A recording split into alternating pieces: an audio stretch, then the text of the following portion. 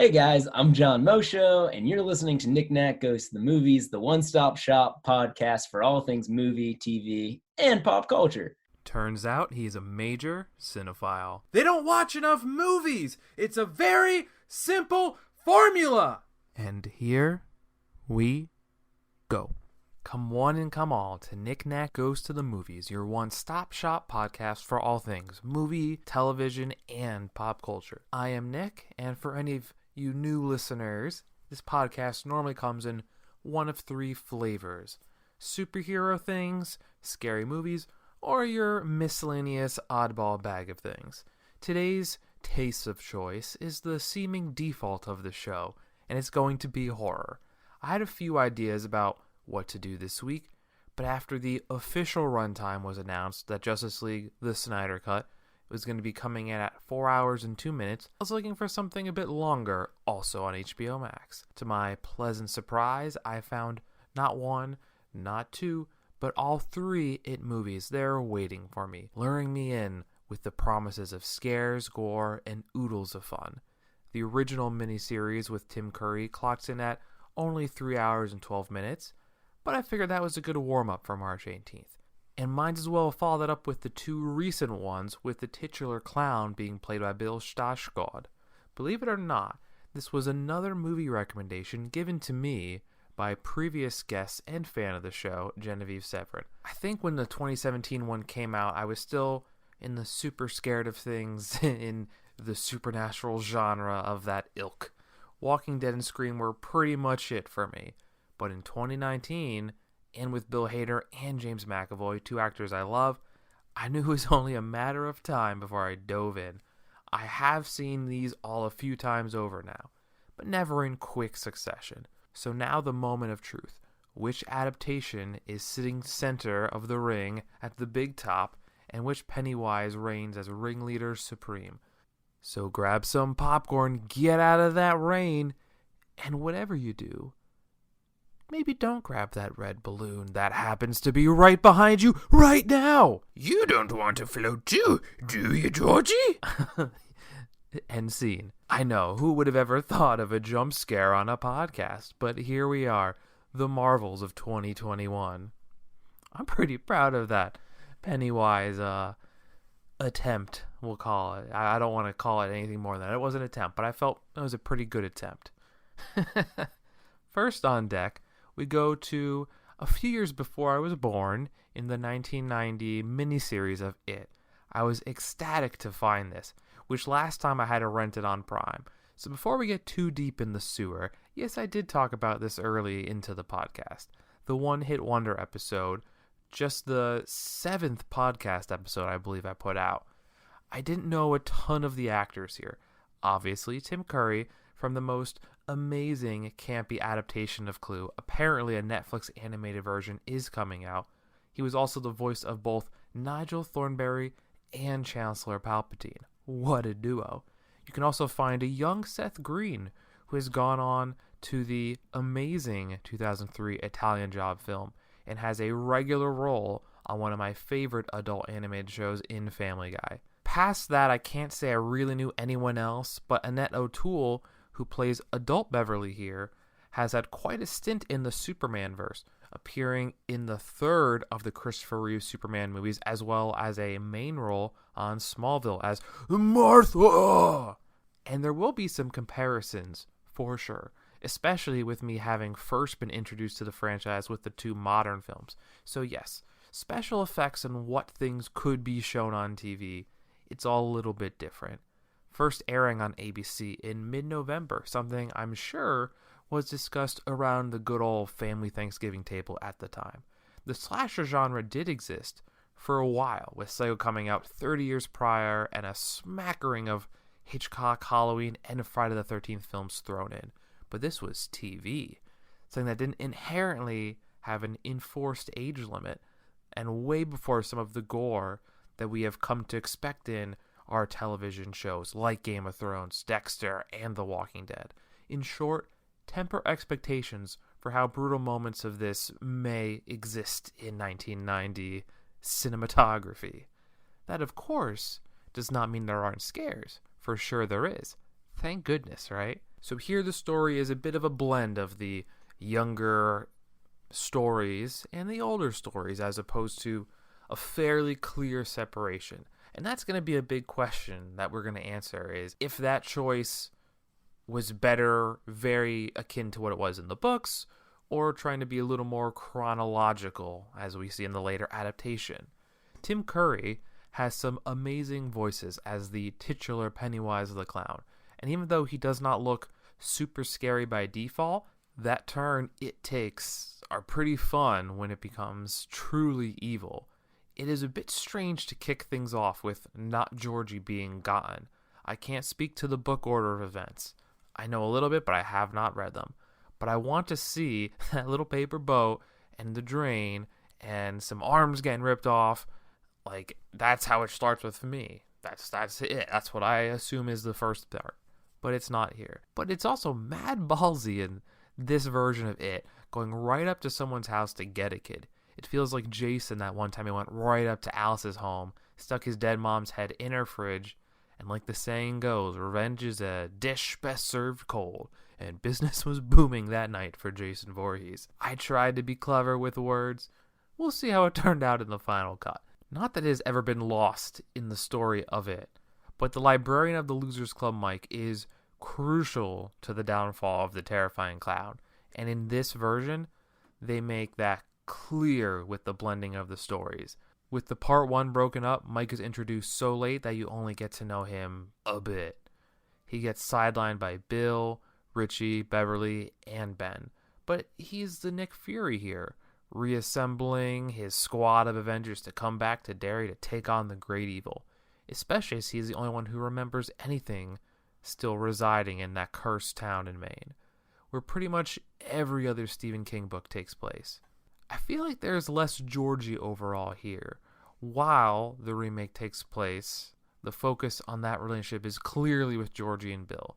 And if you're waiting for some crazy visuals from Georgie's big moment, you may be a little disappointed that the kills are not really shown. You do have a more likable and less immediately menacing performance from it, which makes you think a kid could be enticed by, well, it. And the teeth change from normal Pennywise to attack mode Pennywise does look pretty stunning here.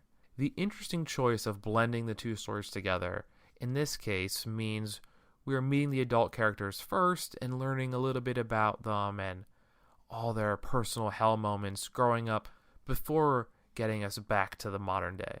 Just to put it out there, this movie has the past in the 60s and the adult time as the 90s, so the bullies, they're greasers here, and not the Danny Zuko Kaniki kind, singing songs and snapping, dumping off cars, grease lightning go. More so they're the switchblade kind of schoolyard bullies. The modern version of it actually has a childhood take place in the late 80s. Thankfully, there is no multiverse of madness crossover here, right? I know as you are listening to this, you have either just finished WandaVision or will right after. Don't worry. Next week, I can hold you over on Marvel things before we'll pick it right back up with Falcon and the Winter Soldier. And somewhere in there, also, we're going to watch the DC Snyder Cut. We've been waiting for and on for ages. So a lot of superhero content is coming in the future if you're not as into the scary movie podcast episodes that I do as much. Sadly, there are no superheroes here in our world of Derry, but we lack in some character that can just save the day. There is instead the power of friendship. I know, even saying it I laugh. It sounds corny, cheesy, and all of those disparaging things. But unlike some Hallmark movies or something, where it always feels like, oh, I need to find a date for the prom or whatever, where it's prom that will get fixed by the end of your 30-minute episode. These misfit kids somehow overcome like crazy scary odds and find a way out of it. Well, most of them do anyway. And maybe that is why it, and to more of a modern degree compared to the 90s one, Stranger Things, it feels so charming. There are a ton of similarities to both, something we will dive into further as we go along here. But I watch these and find them kind of heartwarming and inspiring. This group of kids, those who have already, lost so much power or never had it to begin with. They name their squad themselves the Losers Club. They are all ridiculed or mocked by either their schoolmates, looked down upon by all the adults they come across. At least the Stranger Things kids have a few older kids to help them along the way, as well as 1 to 2 adults. How about that? I think part of the reason I like this so much, this version and just these movies in general, is how you see this group become friends. There's that little moment with Bill and Eddie when they first meet Ben, and he gives them some advice and kind of says, you guys can do this, but Bill immediately changes it from you to we. Like, damn, you gotta smile at that. But this isn't a whole hour-and-a-half happy-go-lucky movie. And as heartwarming as it can be, the scares and trauma are aplenty. While all of them are bad, especially what Bill has to go through, I will always think about the tragic upbringing and when we first meet Beverly in the real world, going from an abusive parent and somehow finding herself in an abusive relationship. Going back to Derry for her is actually one of the best things to happen to her for her eventual growth into the person and woman she was always meant to be, especially with taking such an important role in taking out it. It may be the fact that young Seth Green is just fun, or the role of Richie is just fun. Bill Hader did great work as the adult version in 2019 as well. But even though he is clearly a later add in this version, blending the two timelines into one movie, he steals the show, at least from an entertainment point. But if anyone gets sidelined in the film, it has to be Stanley, the one member of the Losers Club who doesn't make it back to Derry as an adult. At least in the Split Up movies, you really get to know him for a whole movie first, where here, he's barely utilized being a fringe member of the original flashbacks.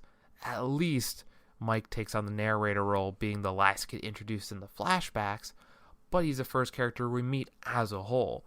Throughout this episode, I'll be doing a ton of comparisons and how certain scenes were done, and the first complete bonding moment where the Losers Club was born, that rock fight was like a bit too goofy in the newer version. Here it feels kind of heartwarming how the setup goes. Ben defending Beverly's honor. It's such a happy moment of kids coming together from different walks of life. We've already met the Stranger Things kids when they have a friend group, and yes, they have to replace one of their kind who leaves, and 11 joins up, and eventually, thankfully, all 5, and the group starts to grow from there. But you know them all, for the most part, together, where here they have to come together, and you see them come together. I also really like young Bill, played by the late Jonathan Brandis. He did such a good job taking and leading this young group of actors, and was super likable and amazing in the role. Now, one thing that has to be mentioned, it should be obvious, but the crazy special effects needed for the big Pennywise moments, they're not great. The makeup moments are solid, but when trying to do the battery acid for the clown and killing it the first time, it's just sort of whatever. Even the final spider, and it's much more of a big spider here than the secondary movie, it's a terrible, rubbery animation. And look, I hate spiders. You guys are very aware of that, especially the ones that are as big as houses. But here it's not my favorite, for sure, but doesn't hold a candle to Shelob or Aragog. One thing that is great here is it may look a bit fakey at times throughout the movie, but what this movie does do is the blood effects, normally coming from objects and not people, they're done well enough for sure. All things considered, for being a spooky tale about a scarier version of the Harry Potter Bogart stalking and killing kids, there's not a whole ton of gore in this version. I may not super remember Pennywise initially tormenting the adult versions of these kids, minus when we saw Bill Hader and James McAvoy. But the early moments of the fun grave tease with adult Bill and the tease fate of Stanley, as well as the Richie scene in the library once he enters town, I like those a ton, and those are not, either of those moments are not in at all the later versions, and they don't really even tease it being around until they are at the Chinese restaurant. if nothing else, the more I watch any of these movies, any version, it really makes me want to revisit Stranger Things. And I wonder if you guys get the same feel and vibe and calling to dive back into something a little more dated that's still a coming of age thing. One thing I will never understand is when they're all getting their initial first town scare here in the 1990s. And they do have this scene in a different way for Beverly in the 2017, actually the 2019 version, is when there's this old lady she visits who she thinks is her house. It's not her house. It tricked her with the name labeling on the door, and she becomes like this gross, disintegrating old lady. However they do it, she's way worse in the 2019 version. But either way, don't like this scene. Will never like this scene. Not a fan of it. Also, adult bully Henry. We've seen Greaser Henry, and that's fine. I enjoy it to what it is. It's a little goofy, but I enjoy it. Adult bully Henry, it's something silly to behold with his ghost white hair. I don't know what it is. He looks like a goofy old man. And this version of Henry Bowers is the reason or the cause for Mike, who is such an important part in this adaptation, to not be in the sewer in the end final confrontation. He's the main guy in the miniseries. There's no doubt about it. But somehow he does not take part in the end game. The fact that that's what happens is insane. Speaking of the end game, the final form of it, like I said before, looks bad. And seeing how it kills Eddie, it doesn't look like it should have killed him. But I guess chalked it up to the bad special effects available at the time. I do like Eddie's stand, though. I think it's a phenomenal moment of him when so many people are taken out of account, the stronger people. But when we speak of how the fight looks, there is some brutally bad looking scenes of using a slingshot to cause some weird like explosion on one of the stomach scales of its like spider form. I also don't love how almost immediately, and like it does give a little boost to Eddie, who's like one of the weaker members, but almost immediately 3 of the 5 Losers Club members don't do a whole ton in the fight besides being blinded by the light. Shout out The Weeknd, The Real Thing being upon us, and the final episode of WandaVision here as well. Can't stop talking about WandaVision. Next week is going to be a blast. But the end of this movie, after Eddie dies and the gang chases after it, who seems to be injured, but not nearly as injured as maybe would be obvious if it was a somewhat decent looking thing and not this rubbery crab spider thing. Like, at the end, they're just ripping body parts off it. They end up ripping its heart out. Like, it's some wild stuff. That's actually, weirdly, probably the goriest scene in the whole movie. Reasons notwithstanding, I know Bill's wife was not able to follow them to Derry in the sequel for logistic reasons. And I don't want to talk about too much when I get into the later films, but so I'll talk about it here. Because his wife is for sure a part of the story. You see her, you have more appeal for her because she doesn't seem as terrible inherently. She seems pretty good. Like part of their relationship and marriage is healthy and important and good in this version. And she comes down to see him because she gets a feeling to come, and she does get taken. And I guess they kind of replace Georgie more in the forefront of Bill's trauma as opposed to trying to save his wife as well. I don't know if they could have done both. I might have been too busy, but I don't know. I'll just say that I like that his wife had a part in this storyline. And it feels like there's a way that it finds of bringing the trauma home, and also how it affects not only those who experienced it, but those around them. And once the monster is finally defeated and, you know, she's still blinded by the light. I'm trying to say that not as a joke, but I can't. It's too sing-songy, jokey. It's not my fault. It's the lyrics. But in that moment where they're trying to save her, and Bill sees his hi-ho silver bike, and you know, there's this teased moment of outrunning the devil, which you never really see in the sequels, but you saw it here with him and Stanley, and he brings it back to trying to ride fast on his bike to bring her back, and you know, it helps her leave the deadlights and stop the floating. Like, it's such a powerful moment in the end. And in short, this movie It can be a spooky ride, and it's a marathon, not a sprint, with a long runtime, but it is a really good exploration of childhood trauma, fear as a whole, and like we start off with saying, a non-cheesy way of showing the true power of friendship, especially finding it in the most unlikely of places. I think that's a Dumbledore line in one of those Harry Potter movies. But the 1990s miniseries, not Pennywise, referring to the franchise when the terror is named It is tricky, isn't it? But seriously, it is super heartwarming, and the special effects and gore not being on full blast actually helps a bit, making this version less overtly scary and a bit more akin to the nostalgia with a bit of a thrill that you get from Stranger Things. Something that the first part of the 2017 version almost immediately shows you is it's no longer messing around. It gives an arm and a leg to make that point. I'm extremely proud of that in-franchise reference and joke.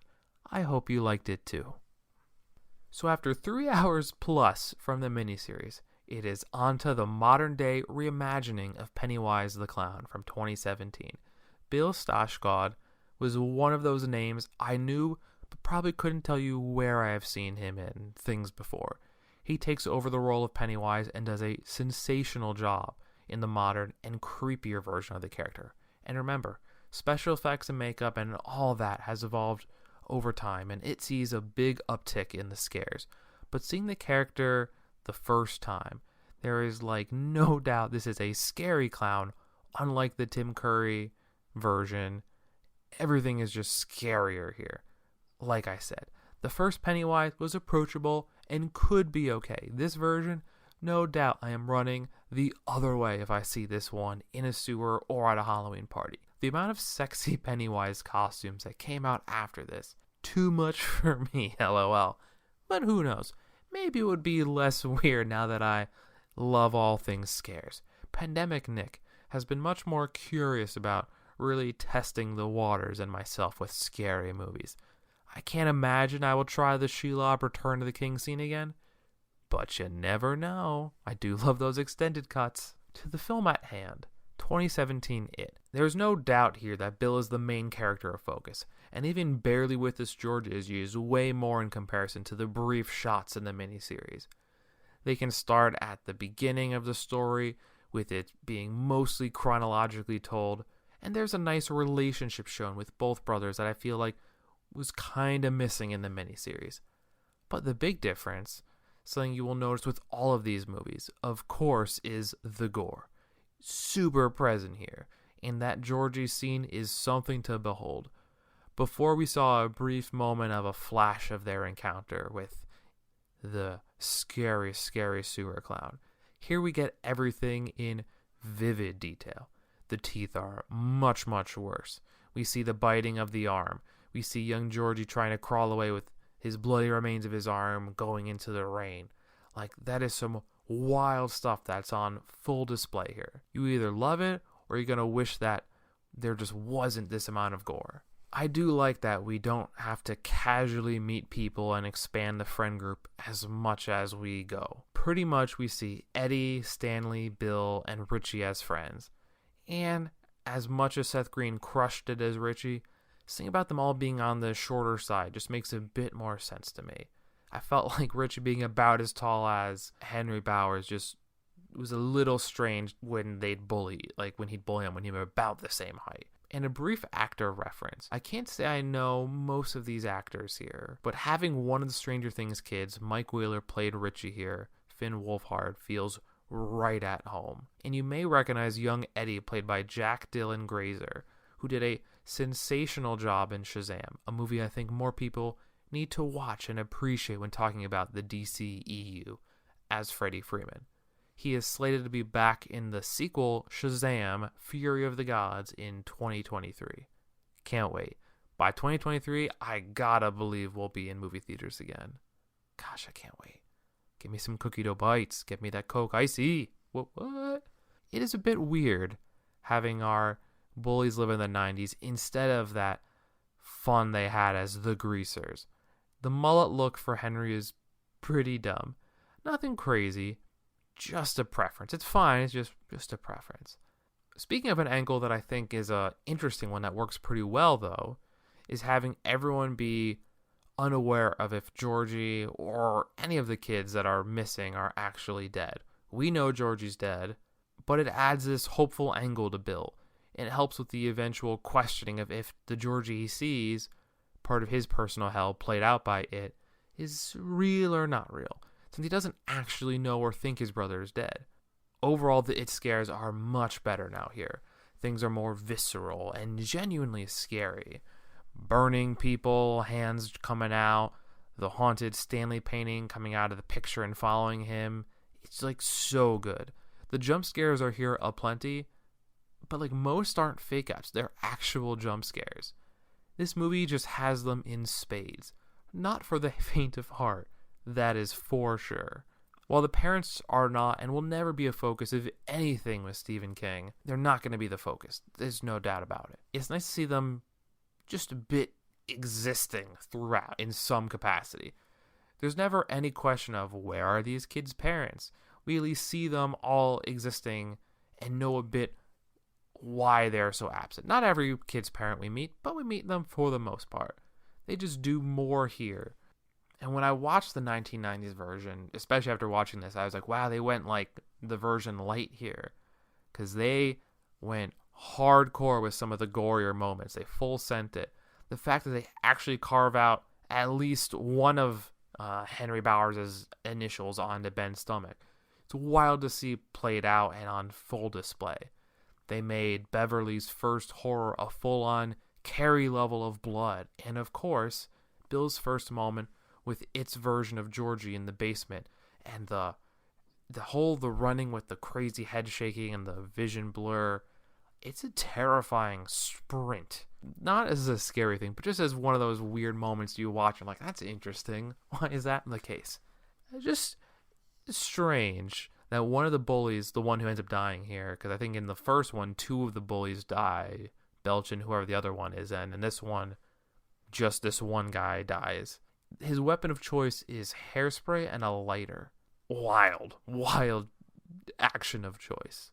And as much as I really did like the overall ensemble performance of the kids in the first movie, the ensemble group of kids really, really feels like that Stranger Things vibe. And I'm all for it.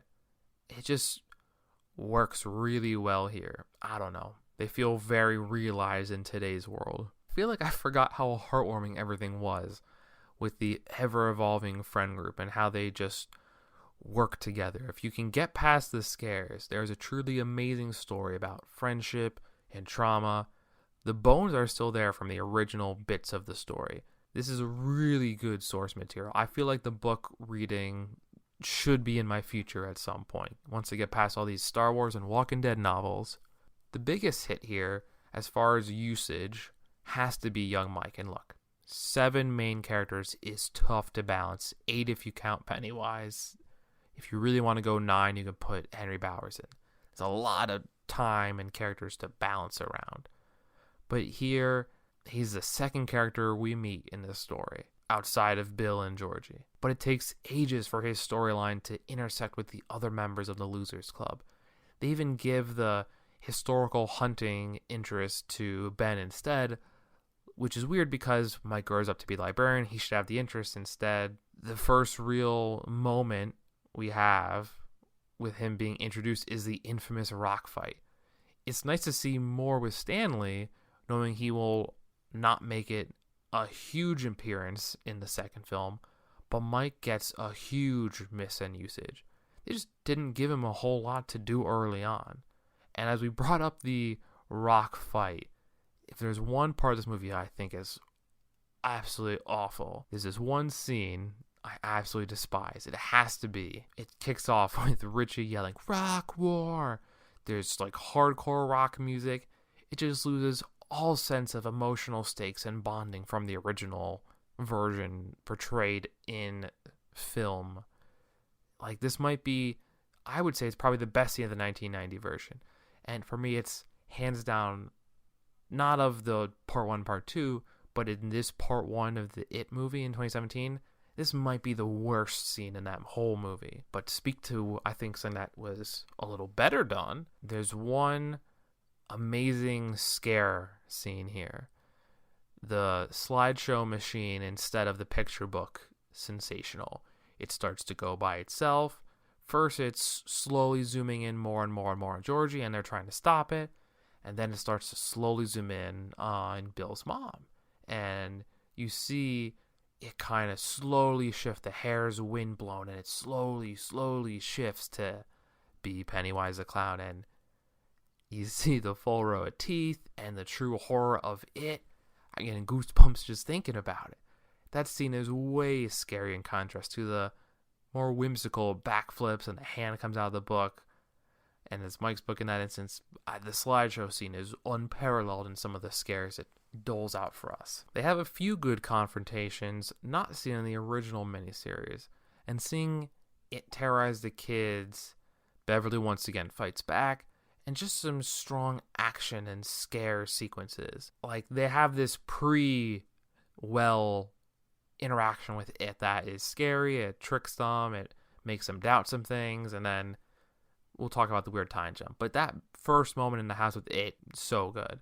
Plus, the scary, not scary, most scary door choice thing. I love that, especially as it's brought back in part 2. This is, again, bringing scary pop culture back to Gridiron Heights. You thought we were done talking about it. We're never done talking about Gridiron Heights.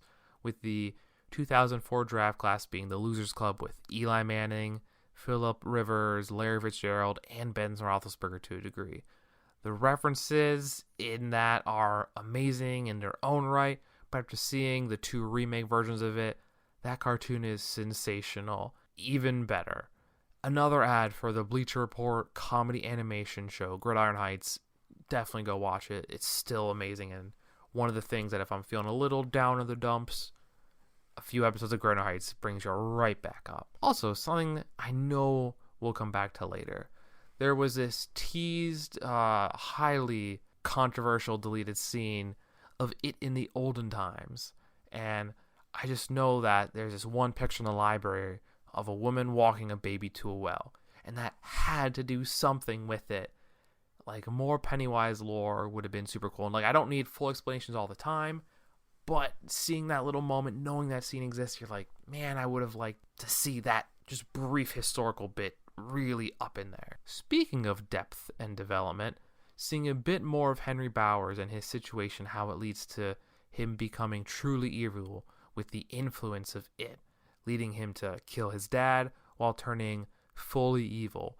While most of the adults are bad here, I'm not saying Henry Bowers' dad was. He was doing what he could. Beverly's dad, way worse here as opposed to the 1990 film. He was possessive of her back then. In this version, he is crazy creepy and just unsettling. And while this scene leads to Beverly being taken, which I don't love, her being sidelined as hostage girl, like, especially with her being integral to killing it both times in the 1990 version. Thankfully, they've given Mike some TLC and love, and they've built him up a little bit here to have his state gun thing from his family's butcher, and they kind of work their way up to him having to be able to use it and be a man. And he actually has a pretty good fight with Henry Bowers, which is like for the video gamers out there, the mini boss to the big bad. And seeing him take out Henry Bowers, seemingly, obviously he comes back, but phenomenal moment to have for sure. The end has a fair amount going on, which I love. Henry Bowers is more menacing and clearly under the control of it when on his killing spree.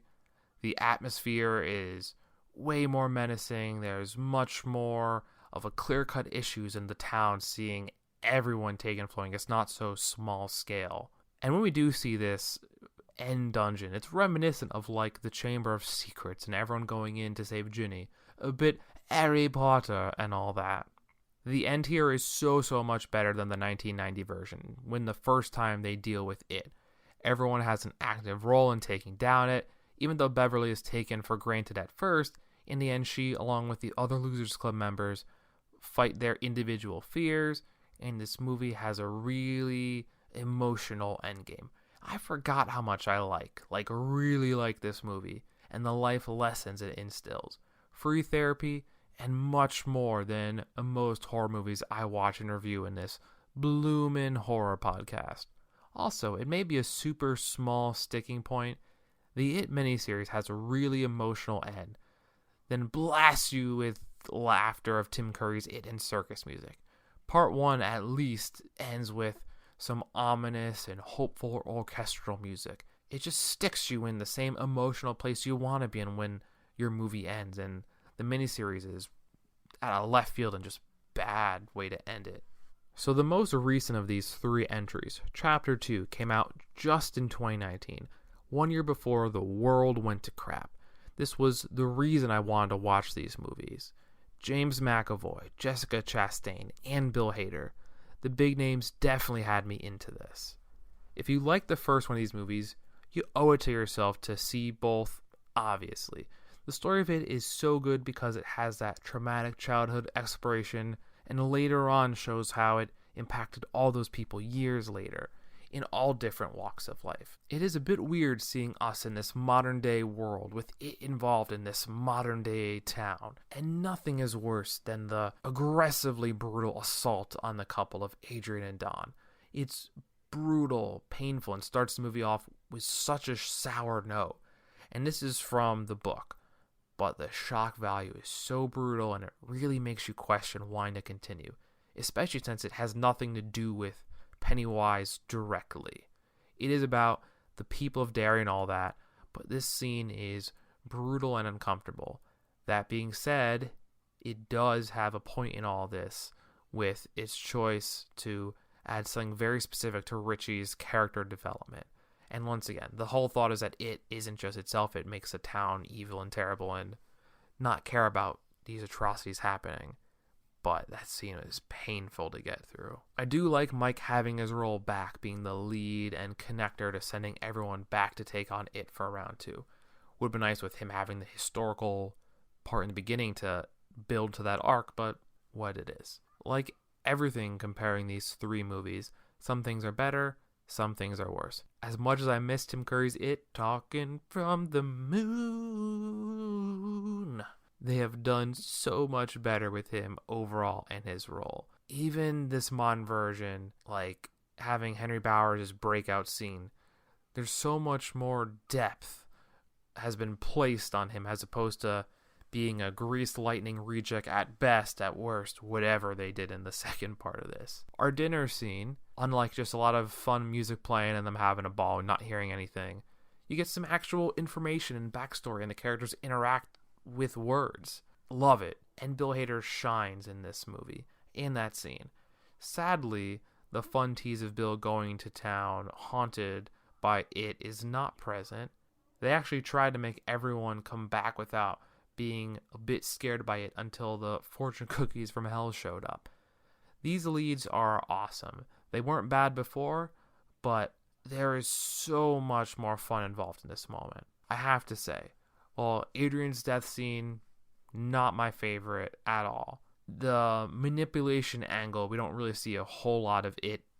You see him maybe talking to naive children, but you see his full manipulation on display when Pennywise is taking this clever angle and seeing the young girl we met briefly in the beginning of part 2, Victoria, who has a birthmark on her cheek, and she's looking for anyone to connect with, and having this scary-ass clown play into being misunderstood to get her closer. It's such a good and horrifying new angle to really see it and it do to someone, and not just, hey, I'm a clown, come hang out. It's like super smart and manipulative there. I know I've referenced the books a few times, and I've done some research, but having never read it fully through, I can't speak to everything. But instead of just tearing into and ripping its heart out, the game plan instead in part 2 is trapping it into a mythical, in essence, genie lamp bottle and use a ritual. Can't say if I loved it fully by itself. I know there was more mystical things I didn't get into in this, and maybe those are in deleted scenes somewhere. I know for one thing, I didn't love the final It fight in the 91, for sure. The first of these flashback scenes, which at times are sprinkled in, the clubhouse, which we never saw before, which is, I think, part of where some of the disfranchisement of the fans come with these scenes that are lovely, but why weren't they in the first one or in this combined movie? There's some real fun development that we were able to give the younger cast more time to shine. And while older Stan doesn't get time to shine, obviously, they give younger Stanley some really profound coming-of-age moments. That young cast was really talented. Really, the only thing that is truly terrible, that is their just rock war scene. That was done so much better in the miniseries. Why did that go so wrong on that very strong movie? Here's where the movie starts to fall apart a bit after that really nice clubhouse scene, which is the first going back in time moment. All the rest of these little vignettes, they just don't flow as well here. Each character hunts for something of their past, and like the first movie, the older woman to Pennywise transformation, still brutal, exhausting, and not for me at all. I just noticed this. But in the second one of these, it's Richie's version, or at least the second one I really gripped with. There's a really subtle, strong hint when old Richie is back at the arcade and there's a movie poster behind him and it's torn up a little bit. But if you look or pause it, I didn't even have to pause it, there's just outlines of the letter I-N-T in the back. Ooh, spooky. I like his storyline the most. I know there are mixed reviews about the story choice to make Richie gay, and it never was teased in the first movie. It was not a part of the books. It was not a part of the miniseries. And they never have him openly saying it. I like it. I don't know. I like the angle they took. And it does provide a little more something to what happens in the beginning of this movie. As much as I don't like that scene, I don't know. There are bits that are good and bad about it, but I like the idea they went with. I just wish they had teased and built it up a bit more in the first movie as opposed to dropping it on you on the second one kind of unannounced and as a real out of left field moment. Even having Bill be haunted by a pseudo Georgie, this kid could be a real kid or could be just like Pietro in WandaVision. I know, I really, really need to know what happens next in WandaVision. But to it, seeing Bill try to save another kid and fail at the carnival, which is one of the better scares for sure, it really makes you wonder if the whole thing was fake or real. I wish I could tell you my thought. I like to think the kid was real, but I have way more doubts than ever before. But overall, the funhouse fatality right in front of Bill was so good. I really do like some of those flashback moments, and they are important for developing and building stuff. I mean, it is a fetch quest, which no video gamer likes, but the moments themselves, they're great. The issue is really just having them broken up and told in a way that, while I get why they want it that way, and they tell the story this way, I get it. I just get a bit annoyed at how much it jumps all around. And Eddie's flashback with his mom really asks you what is real and fake again.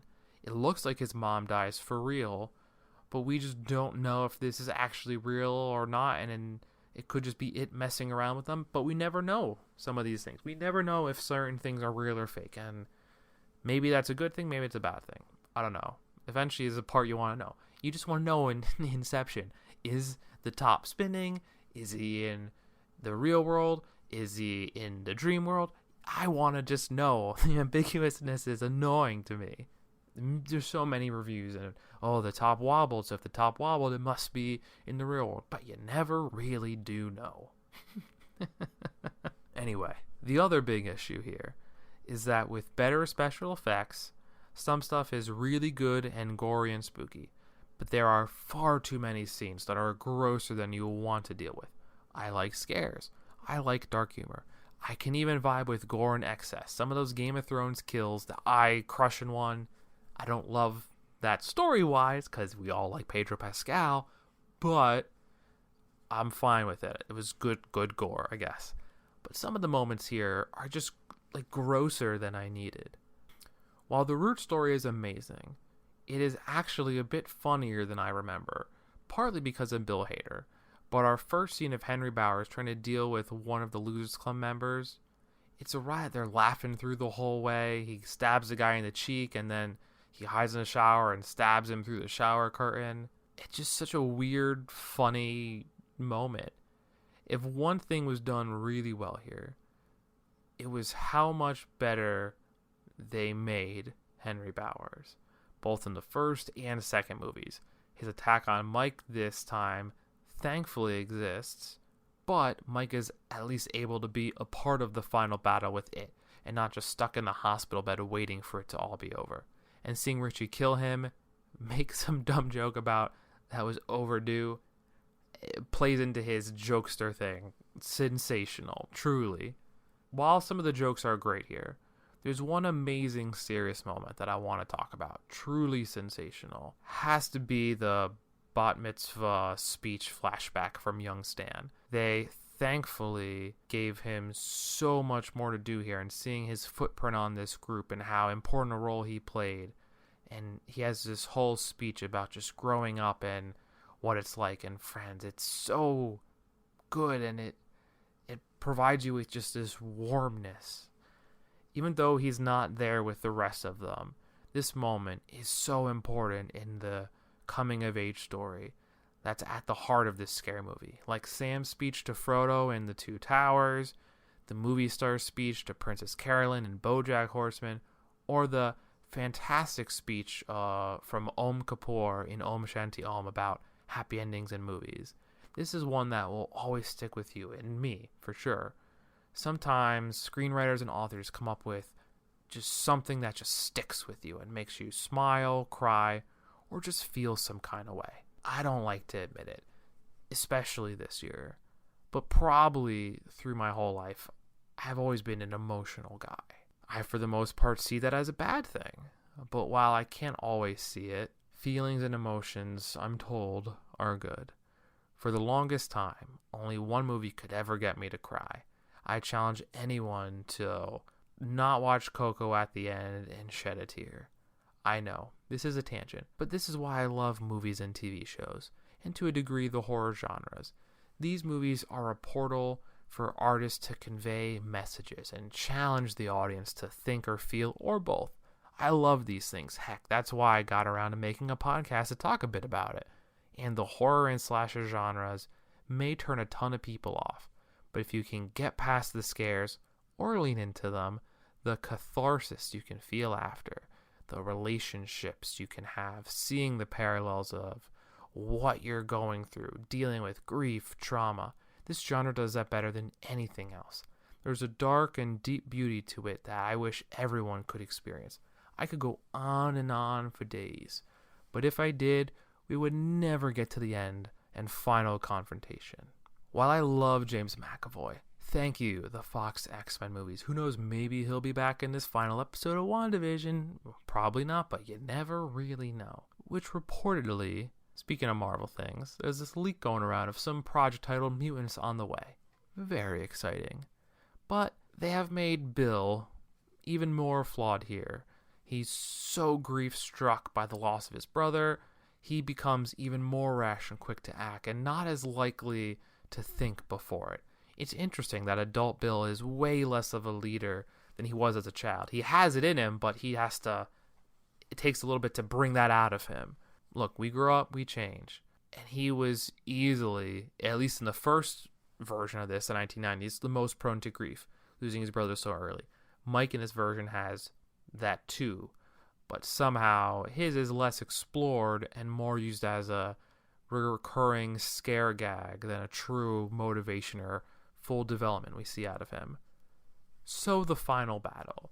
All the scared leading up to it are grand, but in the vein of things we did not need, Stanley's talking head was one of the things in the miniseries. His head talked in a fridge, that was it. But having it sprout spider legs, it's Kid Stanley, by the way, while not house big, the spider thing, it's not something I like at all. This is actually one of my big fears that held me back from not wanting to watch it at all. I do a lot of searching and says, like, is there big spiders in this, right? And somehow they always are. They're in The Mandalorian, they're in Merlin, they're in Harry Potter, they're in The Lord of the Rings. somehow this is always a part of things. I don't know, I will never get it. They're in the King Kong movies. They're in The Mist. Like, stop having big spiders and things. Jeez. And it was seemingly going to be another one of those things that have a big spider in the end. I'm somehow fine in Harry Potter with the basilisk, but damn, that spider is not good for me. In the miniseries, yes, it's old, rubbery, and super fakey. Not my favorite, but not so bad. When we do finally see its final form here, it looks better. That's partly to good CGI. It's also partly that it doesn't look like a big-ass spider. It does take a while to get there, however. They actually combine both it fights into one. First there's a ritual, and then a big it monster fight. And it's less of a spider and more of the same Pennywise clown, just has more legs and sharp things to get you with. And it's also crazy big. But you never really get the spider aesthetic here, which I am all about. They actually take a little break from the fight and give all our leads, or at least most of them, these moments of individual fear. And maybe it feels like rehashing, and it feels a little weird at times. But these things are just flying at you, and wow, there's always that oddity of Bill and Beverly question versus Ben and Beverly. This movie has some nice moments of bringing the groupings together for a reason, and of course, the built trauma they have together of both Ben and Beverly ties together and has a really nice moment that I'm a huge fan of. But once everyone gets past fighting through their trauma, Eddie fighting it and his eventual death, it's done so much better here. And it ties into Richie and that never explored love that, once again, iffy on the overall execution of it, but I like it for the most part. There are a few weird end things that I do want to discuss here. For one, the thing that saves the day is blowing the crap out of Pennywise to make him small, and they do another heart rip. The heart rip is probably happening no matter what. And then they crush up together as a team. It was wild and violent in the end the first time. No different here. You could say they stood up for themselves, which is true, but they were all bullied so long. You would think that somehow they wouldn't want to do that and they would refrain from it a bit. It's a weird moral of what you take away from it. There's a lot of things you could pull, right? I mean, we feel like all the Losers Club's members, you can't think ill of them, really. But having them bully it to death, it's a weird thing. They were bullied by Henry, Pennywise, and so many more in the town of Derry, the terrible town. They finally come out on top. Something I feel like we can all appreciate. Some of them were worse for wear. Heck, 2 of the 7 died. But this is a story about growing up, dealing with all the trauma in our lives, and so many more amazing things. This movie, nor any of them in the It franchise, may be perfect, but there's a lot of good to be had and found in these. And they did some amazing stuff with Richie, and the music is awesome, just like the first version of this retelling throughout, but even at the end credits for sure. And one thing I really like here is in the end, they don't forget each other. Where they, the fog is, even though it's gone, they still won't remember each other at all. But here it feels like such an important part of these movies is their friendships won't die, especially with that first clubhouse talk from Stanley. And it seems to be the case here, which is really good. The last part I want to address, it might be a tough conversation to have, but I think we should have it anyway. There's a lot of good here, but some mixed moments. The final letter from Stan right at the end, there's some weird undertones of, and trigger warning, just to put it out there, of suicide with Stan and it having a purpose. It's a dangerous thing to imply, especially as things seem to get more and more messed up and tougher to deal with in the real world, not just based on the COVID pandemic or anything else. Just in general, it seems that life just gets harder and harder as it goes in just the world of time. I can't tell you what to think of this change. From the movie and the miniseries, all I can say is it makes me feel a bit weird. And they did so much good with Stan in this 2-parter, especially young Stanley had some amazing moments and speeches in this movie, specifically. And yet this feels like him making a conscious choice as opposed to losing his battle to trauma and grief. It's a weird version. And looking at it as a metaphor, it feels a bit safer and potentially better. I interpret this movie as dealing with trauma in some ways. It's hard, it's painful, and scary. But for the most part, the answer is clear, and the outlook is positive. Stanley and Eddie were casualties to this battle. One stood up to it and overcame his fears, as one of the most timid of the group, which is an awesome thing. Stanley is the tougher one to explain, and sometimes you can't. I don't have a real full answer to what happened or how any or all of us can feel about this subject matter being discussed in the story. All I can say is in the miniseries we have everyone moving on in an epilogue, and also a really nice way or metaphor for moving on from trauma and saving someone from it. Or more importantly, helping themselves move on from it, as you kind of have to rely on your own self to be happy yourself. Self-love and all that, which is really nice. It's not easy at all, and it's tough being seen by another scary movie podcast talk, but it is important, and if you can do it, phenomenal. But if you take that moment of him doing it out of logical nature and not fear, which is a tough moment, but if we get past that line and hear the rest of his letter, and I quite like a lot of the parts of it and having him be the voice, right? Seemingly in the Snyder Cut, they're going to have Cyborg's dad do the read, and the story's supposed to focus more on him, which kind of feels like it will be a little better than having reporter Lois Lane do it. I'm ecstatic for the Snyder Cut. But if you look at this moment and these end montage things, it's very happy and appreciated and loved, and there's some really nice moments. I actually really like how they ended this movie, and that one ad just didn't exactly sit with me fully well. But man, there was some emotional depth to these, and it just hits the spot with all the crap of 2020 and 2021. But one thing that might be, not saying this will help out a ton, but you guys are always down for more lists, and even though the order may be implied, let's make it super clear. Here's another Knick-Knack Movies exclusive listicle coming at ya. At number 3, I'm gonna go It Chapter 2. It's not a bad movie. I don't really think any of these are bad movies. I think sometimes the gore is a little strange. They do phenomenal work with young Stanley in the flashbacks. I like a lot of the adult actors. Bill Hader steals the show, but it's just tough to compare it. And I had a real quandary, more than I thought, thinking of if I thought the 1990 version was the best or the 2017 version. I know one of those is full, one of those is half, but comparing them as 3 separate entities, and when I saw the 1990, I thought, man, that's the best. It would be impossible to beat that. But then I saw the 2017 version. So yes, at number 2, we'll go 1990. Nothing wrong with it. I think the kids do an awesome job. I think both versions of Pennywise are phenomenal. But the kids growing up, if you take away that one awful rock war line and moment and scene, the kids in this one, it just feels so good. And it, like, the triumph they have at the end, everything just hits you in the best way. And the scares are pretty good too, all things considered. But I don't know. All these have moments that are good, bad, and if there's any way you could have combined all 3 to have some masterclass It version, that would have been awesome. But they all have redeeming parts of them. They all have some parts that aren't amazing, but I think you got to give it 2017 It as the best of the 3, and there is the list. And with that, another horror franchise and another therapy, health, and wellness session for you, free of charge.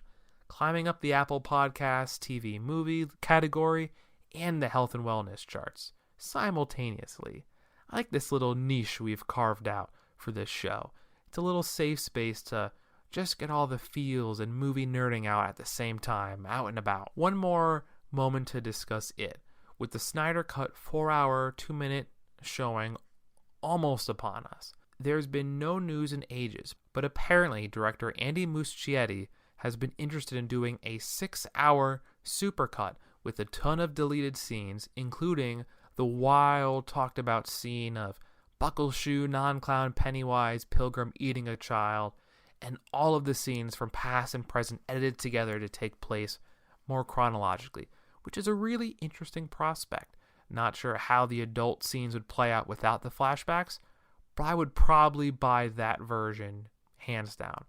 I don't know if I need to own any of these versions, but I might get that if it ever comes out to play. So fingers crossed that the Snyder Cut will be super successful, lead to the air cut of the Suicide Squad, and maybe, just maybe, we'll get our 6-hour version of the It modern day retelling with all the best parts and some new fun mixed in there. But that's all I have for ya. If you have a franchise or theme you want me to tackle in a future episode, let me know on social, either Knickknack Movies or Knickknack_IC on either Twitter, Instagram, or for real fun, hit me up with a duet or a video message on TikTok. All I can say now is cheers, and until next time, cinephiles. Are you not entertained? I think this is gonna be the beginning of a beautiful friendship. I don't like goodbyes. Let's just call this see you later.